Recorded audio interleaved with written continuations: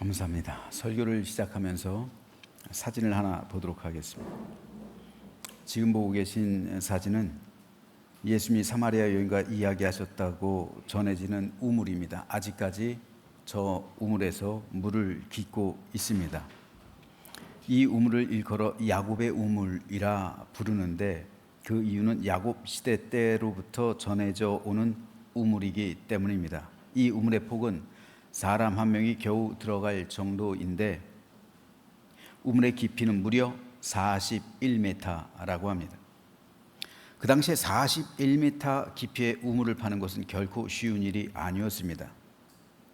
그래서 마을 하나에 겨우 우물이 있을 정도였습니다. 왜냐하면 마을 사람 모두가 우물 파는 일에 동참했기 때문에 그 우물은 마을의 공동 재산이었습니다. 이렇듯 광야에서 물은 생명 그 자체였기 때문에 물을 얻는다는 것은 생존을 위해 가장 중요한 일이었습니다. 그래서 아브라함과 이삭 시대 때 이스라엘 광야에서는 이 우물을 두고 잦은 다툼과 싸움이 발생했습니다. 오늘 본문에서도 그랄의 목자들이란 블레셋 지파 중에 한 족속인데 그 목자들이 이삭의 종들이 판 우물을 여러 차례 거쳐 빼앗고 있습니다. 하지만 이삭은 그대로 당하기만 할 뿐 어떤 대응도 없이 그냥 쫓겨다녔습니다. 그래서 다른 곳에 우물을 파고 그 우물을 뺏기면 또 다른 곳에 가서 우물을 팠습니다. 그렇다면 왜 그랄의 목자들은 이렇게 호전적이고 그리고 비인간적인 일을 저질렀을까요? 그 이유가 오늘 본문 앞에 있는 12절에서 14절에 이렇게 기록되어 있습니다. 이삭이 그 땅에서 농사를 지어서 그의 100배의 수확을 거두어 드렸다. 주님께서 그에게 복을 주셨기 때문이다. 그는 부자가 되었다. 재산이 점점 늘어서 아주 부유하게 되었다. 그가 양떼와 소떼, 남종과 여종을 많이 거느리게 되니 블레셋 사람들이 그를 시기하기 시작했다. 원래 이삭이 살던 곳은 그랄이 아니라 그랄 땅이 아니라 브엘세바였습니다. 그런데 아브라함 때 이 브엘세바의 흉년이 들어요. 사람이 살아가는 데 있어서 강수량 있죠. 홍수는 너무 많이 와서 걱정인 거지만 강수량이 최소 200mm는 돼야 그 땅에 사람이 살아갈 수 있다고 해요. 200mm가 내리지 않는 곳은 사막이라고 규정합니다. 근데 이스라엘에 보면 사람이 살아갈 수 있는 최소한도의 강수량을 보이는 최남단이 브엘세바예요. 그러니까 아브라함은 그냥 최남방, 그러니까 남방 땅에서, 국경 땅에서 살아갔던 거예요. 브엘세바 이하로는 그냥 사막이에요. 광야예요. 사람이 살 수가 없는 불모지입니다.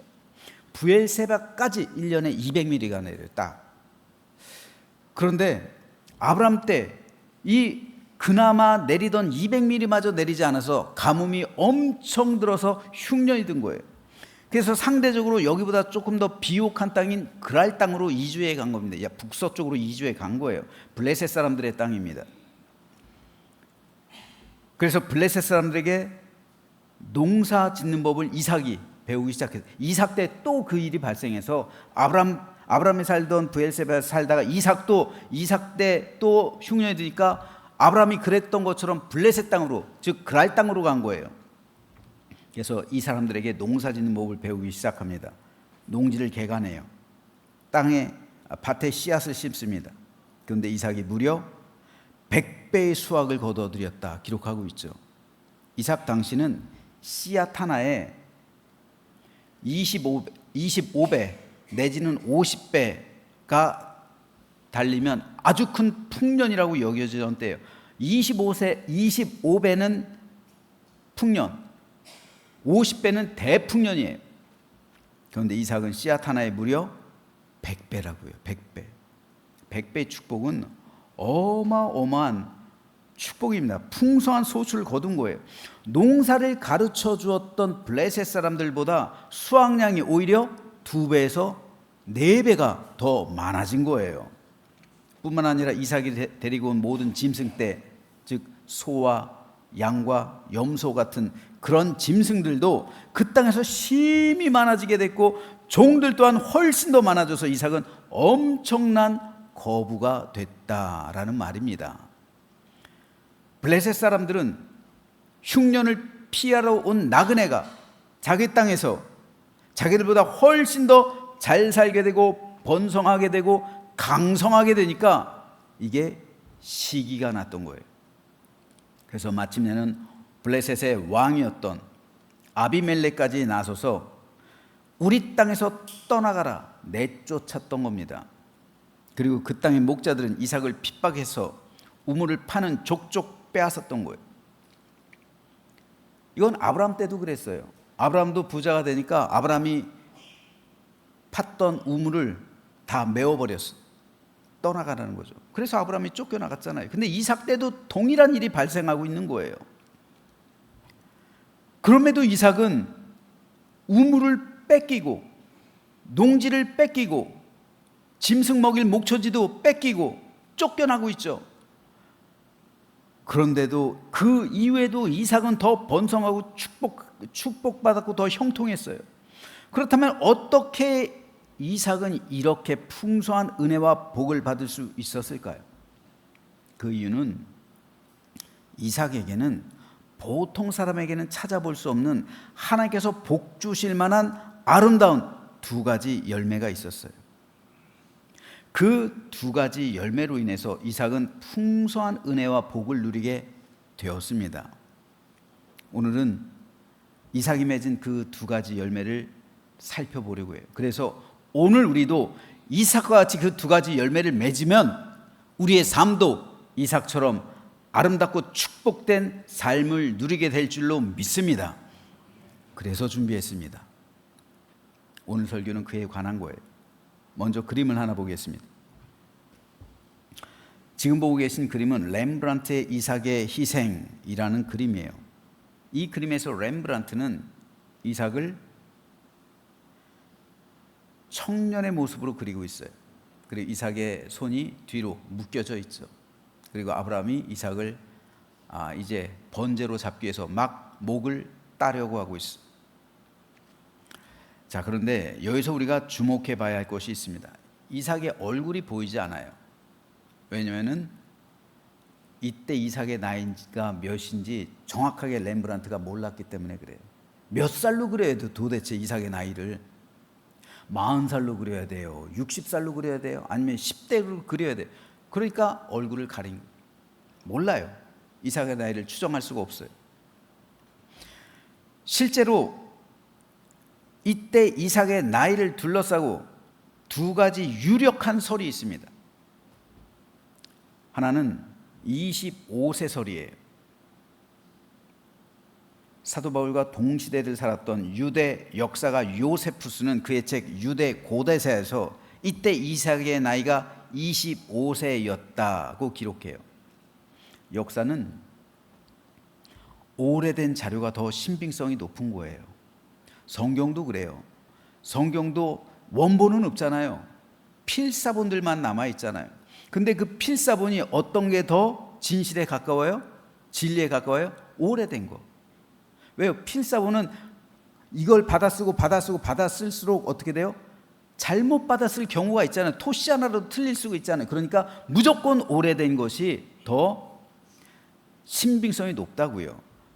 바울과 동시대 사람이었던 유대 역사가 요세푸스가 기록한, 그렇기 때문에 이삭이 이때 나이 25세였다라는 말은 신빙성이 있어요. 그런데 이 25세설보다 더 신빙성이 높은 게 37세설이에요. 왜냐하면 이것은 미드라시에서 말하고 있기 때문에 그래요. 미드라시는 유대교의 구전 전승을 해석해서 기록해 놓은 책이에요. 즉 구약 성경만큼의 권위는 아니지만 구약 성경의 버금가는 공식 경전, 유대교의 경전이 미드라시예요. 구전으로 내려오는 이야기들 이렇게 기록한 것이, 성경 외에 구전으로 내려온 것들을 기록해 놓은 것이 미드라시예요. 이건 바벨론 시대부터 수집한 자료입니다. 그러니까 성경에 준하는 그런 권위가 있는 책입니다. 이 미드라시를 재해석한 것이, 해설한 것이 탈무드예요. 그렇기 때문에 미드라시는 굉장히 중요한 경전이, 유대교의 경전입니다. 근데 이 미드라시에서는 이때 이삭의 나이가 37세였다라고 기록하고 있는 거예요. 그렇기 때문에 요세푸스의 25세설보다 미드라시는 유대교의 공식 경전이기 때문에 이 미드라시에서 밝히고 있는 37세설, 이삭이 이때 37세였다라는 그 설이 더 신빙성이 높은 거예요. 자, 그렇다면 이때 이삭의 나이가 37세였다는 미드라시의 증언에 따르면 한 가지 흥미로운 일이 발생해. 아브라함이 이삭을 몇 살에 낳았어요? 100세. 그러면은 이삭이 37세라는 것은 아브라함의 나이가 몇 살이라고요? 137세. 자, 그렇다면 퀴즈예요. 아브라함이 100세에 이삭을 낳았죠. 그럼 사라는 그때 몇 살이에요? 사라가 이삭을 낳을 때 90세. 아브라함과 사라는 10살 차이예요. 10살 차이. 90세에 낳았어요. 근데 사라가 몇 살에 죽어요? 127세. 127세 죽어요. 자, 그렇다면 아브라함이 이삭을 번제로 드릴 때 나이가 137세. 그럼 10년 어린 사라는 몇 살이에요? 127세. 그럼 사라가 언제 죽는다고요? 127세. 뭔가 그림이 좀 그려지지 않으세요? 사라가 이후에 아브라함의 번제 사건 이후에 돌아올 거 아니에요. 집으로 돌아오게 됐을 때 그 이야기를 듣죠. 아브라함이 이삭을 번제로 잡으려고 했대. 사라가 받는 충격이 어마어마하겠죠. 이놈의 영감탱이가 이게 노방 들렸나?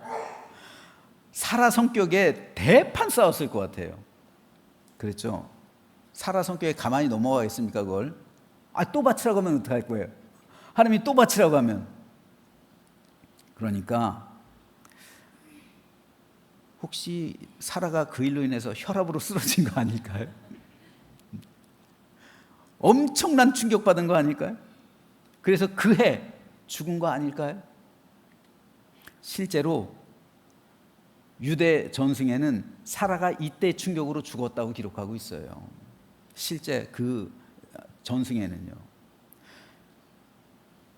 우연일 수도 있고 아닐 수도 있어요. 사라가 127세 죽었던 일이 우연일 수도 있고 이삭의 번제 사건과 관련이 없을 수도 있는데 분명한 사실은 바로 그 해 사라가 죽었다는 사실, 그리고 그 일과 분명 어떤 관련이 있을 거라는 합리적인 의심이 듭니다. 하지만 오늘 우리가 살펴볼 것, 사라의 죽음이 아니에요. 사라가 127세에 죽고 그리고 뭐 그때 충격을 받고 그것이 중요한 게 아니라 중요한 것은 이때 이삭의 나이 37세였다는 거예요. 한번 생각해 보세요. 왜 이게 중요합니까? 아브라함 137세, 이삭 37세. 누구 힘이 세요? 아브라함이 힘이 세겠습니까? 지금 37세 된 젊은이 이삭의 힘이 세겠습니까? 당연히 이삭이죠. 37세 된 젊은이가 137세, 저 보세요. 결박당했잖아요. 137세 된 노인에게 결박당할 수 없는 거예요. 결박당할 수 있는 가능성은 단 하나밖에 없어요. 뭐요? 이삭이 아버지 아브라함 뜻에 순종하는 것밖에 없는 거예요. 힘으로 강제로는 이삭을 저렇게 만들지 못해요. 이삭이 결박당해 주어야 아브라함은 이삭을 번제로 드릴 수 있는 겁니다. 아마도 아브라함은 이삭에게 이렇게 말했을 거예요.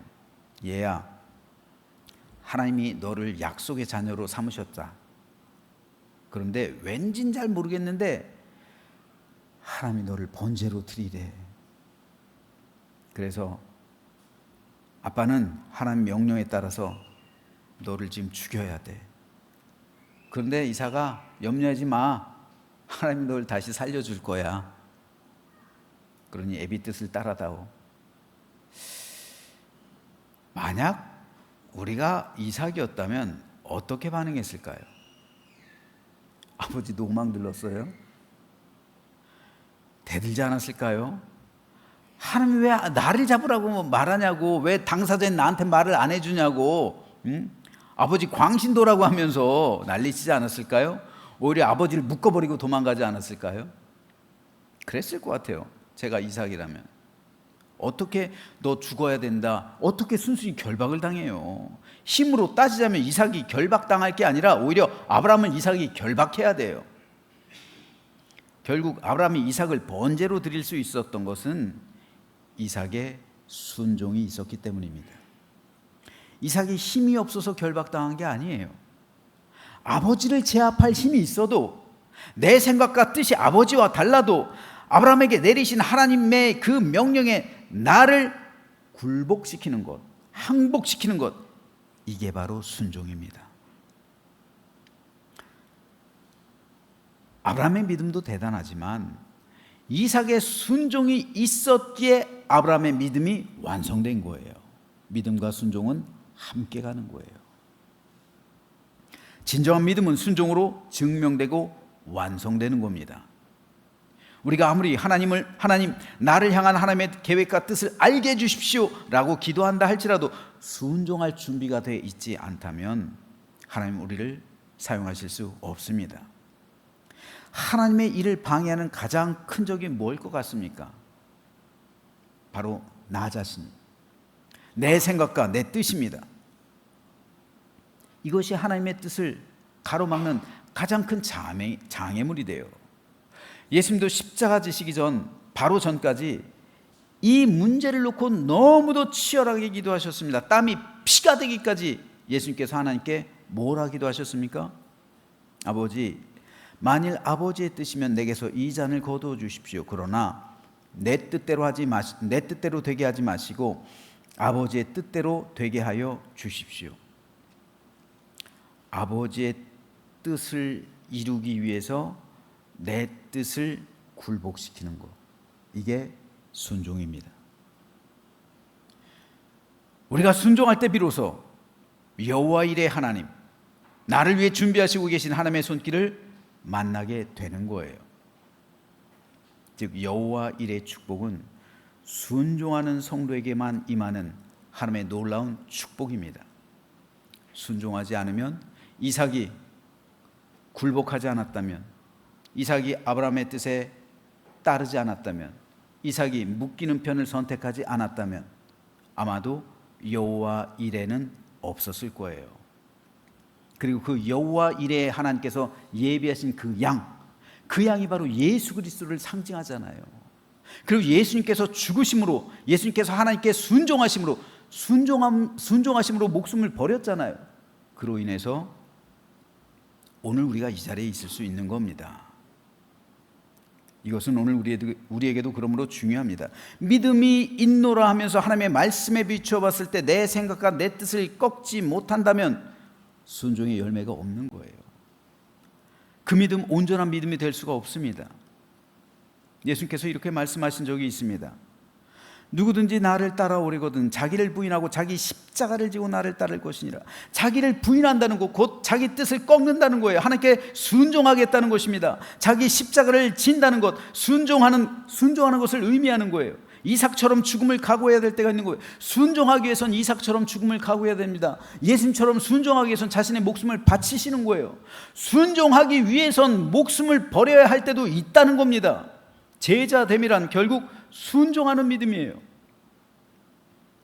예수님께서는 하나님의 말씀에 순종하기 위해서 십자가를 지셨어요. 이삭 역시 아브라함의 말에 순종하기 위해서 자기 목을 바칠 준비를 했습니다.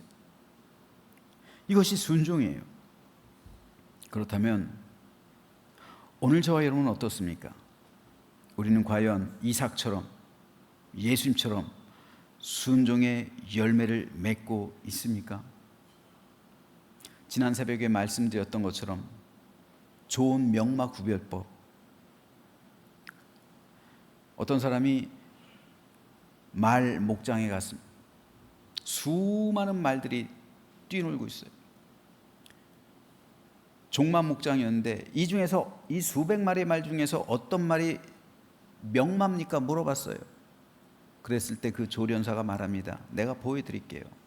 그 조련사들은 때때로 말들을 길들이기 위해서 말 우리에 가두고서 저 밑에 시냇물이 졸졸졸 흐르는데 일부러 물을 안 준다고 그래요. 며칠 동안 물을 안 준다고 그럽니다. 그러면서 평상시에 어떤 훈련을 호각을 분다고 그래요. 호각을 빽 분다고 그래요. 그럼 호각 불면 스톱하는, 달리다가도 멈추는, 동작을 아무것도 안 하는 그 훈련을 한다고 그래요. 그런데 며칠간 저 밑엔 시냇물이 졸졸졸졸 흐르는데 물을 안 줘요. 갈증이 어마어마하게 나는 거예요. 말들이 물 냄새를 맡고 막 며칠 동안 물을 못 마시니까 막 미쳐 날뛰기 시작하는 겁니다. 그게 극에 달했을 때 우리를 확 열어버린다고 그래요. 그럼 모든 말들이 그 시냇물을 향해서 막 미친 듯이 뛰어내려간다고 그래요. 물 마시려고. 그랬을 때 목자가 호각을 부릅니다. 빽 하고 호각을 불어요. 이 호각의 소리가 뭡니까? 멈춰라는 거잖아요. 근데 그 호각을 듣는 사람, 이 말들이 잠깐 쭈뼛거리다가 그래도 물에 대한 이 갈증이 너무나도 심하게 다 내려가서 마셔요. 그런데 몇 마리는 남아있어요. 몇 마리는 내려가지 않고 그 자리에 남아있어요. 주인이 훈련한, 조련사가 훈련한 그 훈련대로 남아있어요. 조련사가 그 사람에게 말했대요. 얘네들이 바로 명마입니다. 여러분, 우리가 훈련하는 거요, 하나님께 순종하려고 하는 거예요. 하나님께 순종하려고 우리가 훈련하는 거예요. 그래서 기도 훈련하고, 그래서 말씀 훈련하고, 그래서 사역 훈련하고, 그래서 모든 신앙 훈련을 하는 겁니다. 그런데 막상 어렵고 힘들 때, 내 삶의 욕구가 올라올 때, 하나님께서 멈춰라고 말씀하실 때 그 뜻을 굴복하지 않는 것은 순종하는 믿음이 아니에요. 그러나 이런 명마 같은 사람은 드물단 말입니다. 이런 이삭 같은 사람은 드문 거예요.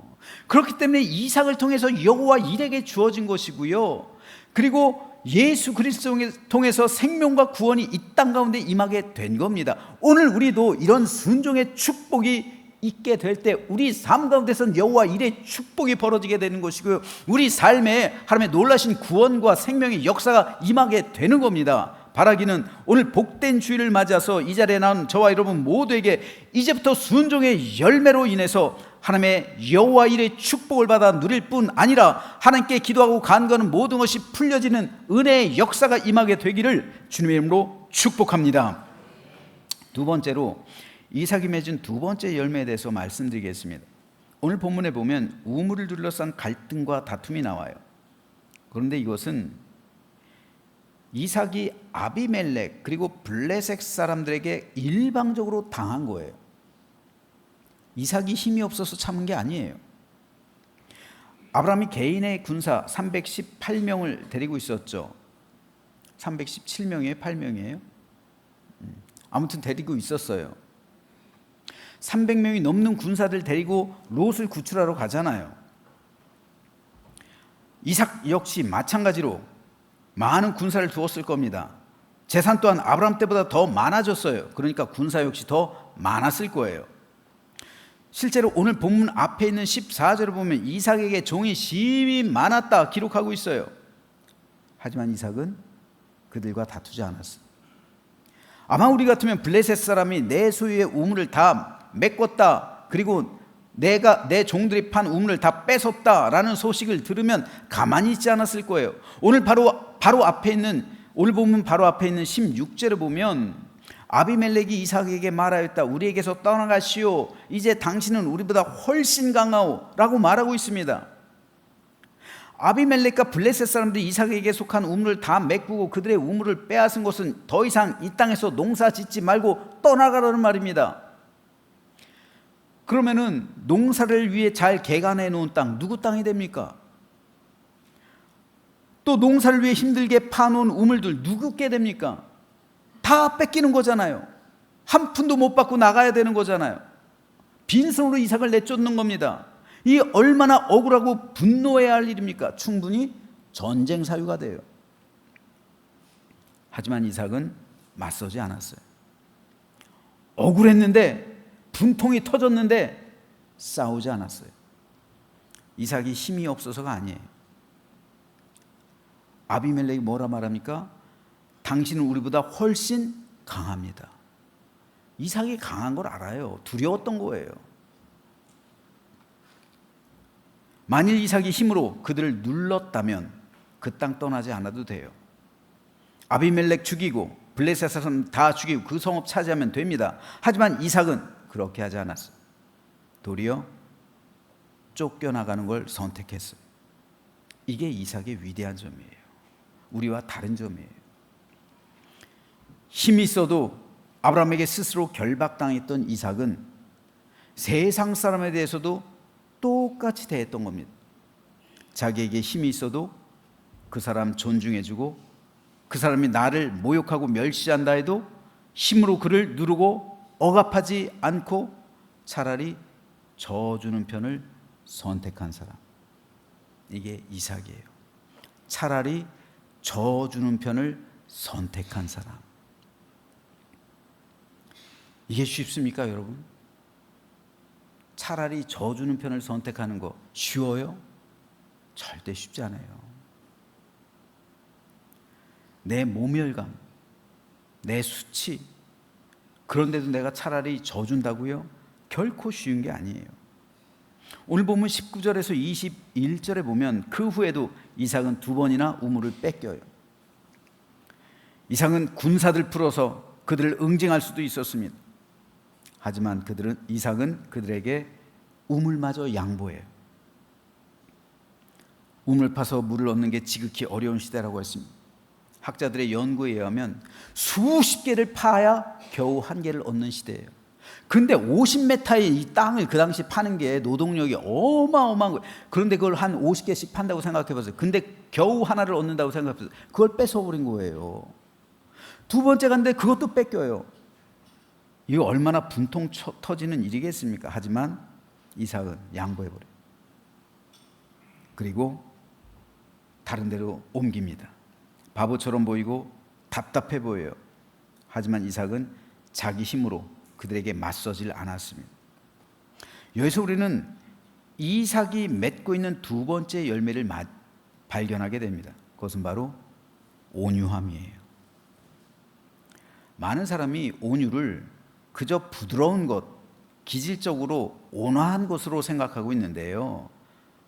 그런 게 아니에요. 성경이 말씀하고 있는 온유는 힘이 있어도 자기를 괴롭히고 아프게 하는 사람에 대해서 관용한 것. 지금 프랑스 올림픽이 지속되고 있죠. 오늘 아침에 금 소식도 있었어요. 프랑스 그 혁명의 정신 가운데 하나, 똘레랑스잖아요. 똘레랑스, 관용. 나를 괴롭히고 나를 힘들게 하고 나를 어렵게 하는 그 사람. 그런데 힘이 있으면은 그 사람을 찍어 누르기만 하죠. 이게 세상의 법칙이잖아요. 근데 그 사람을 찍어 누르는 게 아니라 관용한 것. 이게 온유예요. 이게 성경에서 말씀하고 있는 온유입니다. 대표적인 경우가 예수님의 경우예요. 예수님께서 십자가에 달릴 때 베드로에게 이렇게 말씀하셨어요. 너는 내가 내 아버지께 구하여 지금 12군단 더 되는 천사를 보내시게 할 수 없는 줄로 아느냐. 예수님은 그때라도 예수님을 괴롭히고 죽이려 하는 사람들을 모조리 잡아 죽일 수 있었습니다. 주님이 힘이 없어서 십자가에 달리신 게 아니에요. 주님이 마음만 먹으면 그들은 하루아침거리도 안 됩니다. 하지만 주님이 그들을 위해 뭐라고 기도하십니까? 아버지, 저들을 사하여 주옵소서. 자기들이 하는 것을 알지 못함이니이다. 그들의 그의 옷을 나눠 제비 뽑았다. 예수님께서는 마지막 자존심인 옷까지 강탈당하고 있어요. 왜 이게 마지막 자존심인 줄 아세요? 예수님께서 십자가에 달리실 때 우리가 생각하는 것 옷 입고 달리신 게 아니에요. 나체로 달리신, 나체로. 모든 옷을 다 벌거벗기고 나체로. 거기 남자들만 있어요? 예수님의 여제자들이 없어요? 나체를 보고 있는 거예요. 그리고 죽을 때 간수들의 증언에 의하면 지금도 목매달아, 지금 우리나라 사형제가 폐지됐지만은 목매달아서 죽이잖아요. 그러면 남자들 바지에다가 남녀 마찬가지죠. 바지에다가 꼭 이 팬티를 입힌대요. 다 쏟아버린대요. 대소변을 다 본데 기관이 다 열리기 때문에 다 쏟아버리는 거예요. 예수님은요, 똑같은 거예요. 예수님도 모든 기관이 다 열려버린, 그러니까 이게 수치와 모욕의 십자가예요. 그 모습 보이고 싶어 하는 사람이 어디 있어요, 여러분? 여러분 한번 생각해 보세요. 여러분들 병원에 누워 있는데 기저귀 차고 여러분 소대변 보는 거 다른 사람들이, 우리 성도들이 가서 이렇게 보고 있다고 생각, 얼마나 수치스러워요. 그런데 예수님은 실제로 그것을 나체로 그걸 다 보여주셨. 그러니까 이 십자가가 멸시, 천대, 모욕의 십자가예요. 수치의 십자가예요. 그런데 그런 그들을 향해서 예수께서 뭐라고 기도하십니까? 저들을 용서해 주십시오. 이게 온유예요. 힘이 없어서 당하는 게 아니라 분명 12군단 더 되는 천군 천사를 동원해서 쓸어버릴 수도 있는데, 그런데 톨레랑스, 관용, 용서해 주는 마음, 이게 온유입니다. 이게 힘이 있지만 그들을 억압하는데 그 힘을 사용하는 것이 아니라 그 힘으로 그들을 섬기고 그들을 위해 기도하는 데 사용하는 것, 이게 온유예요. 꽃을 꺾는 힘이 아니라 꽃에게 물을 주는 힘, 그게 온유예요. 생명을 죽이는 힘이 아니라 생명을 살리는 힘, 이게 온유입니다. 이삭은 우물을 빼앗기고 예수님은 생명을 빼앗겼어요. 하지만 복수하지 않았어요. 그들을 용서했어요. 하나님께서 나에게 주신 힘은 남을 억누르고 남을 괴롭게 하고 남을 죽이기 위해 주신 것이 아닙니다. 하나님께서 나에게 힘을 주신 것은 남을 도우라고, 남을 섬기라고, 남을 위해 십자가 지고 가라고 주신 힘입니다. 그런데 성도들이 많아도요, 아무나 이 힘을 쓰질 못해요.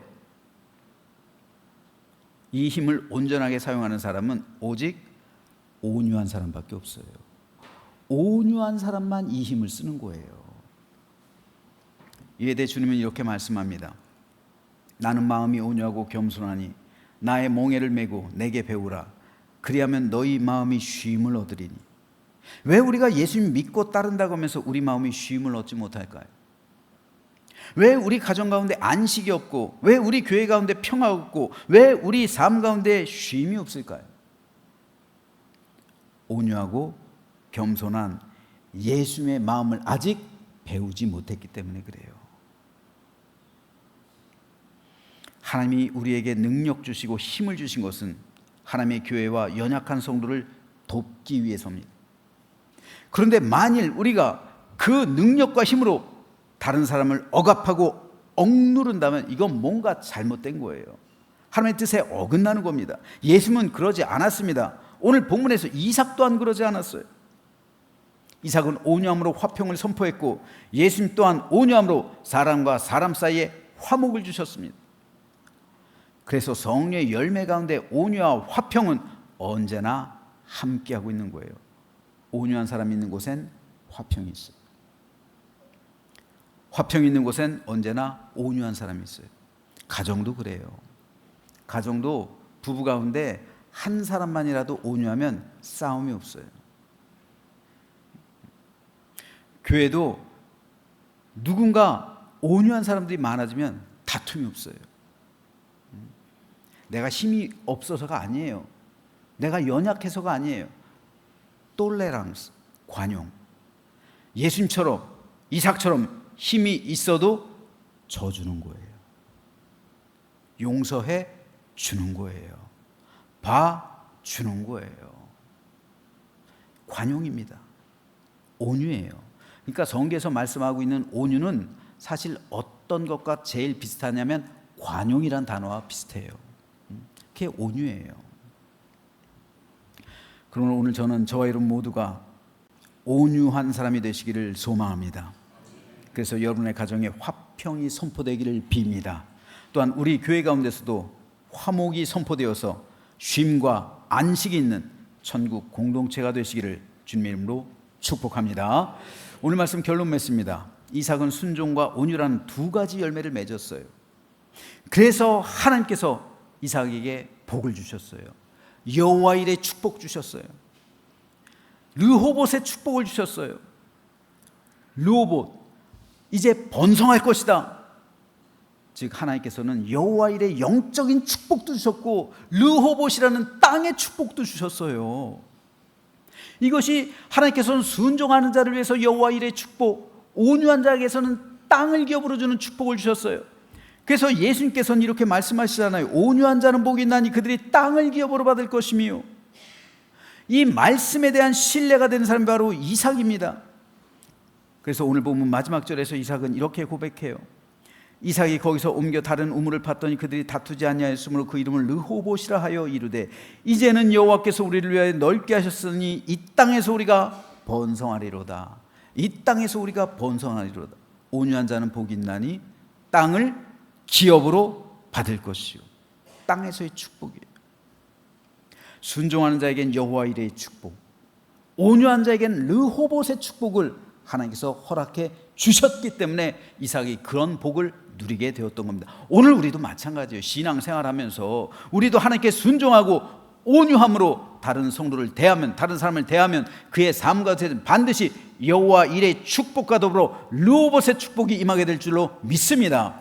그래서 오늘 이러한 순종과 온유에 대한 결단으로 인해서 하나님께서 하늘 문 열어주셔서 여러분의 삶을 위로하시고 여러분의 모든 것이 회복되고, 그리고 하늘의 축복을 받아서 여호와 일의 축복과 더불어 르호봇의 축복을 충만히 누리는 우리 모두가 되시기를 주님의 이름으로 축원합니다. 기도하겠습니다.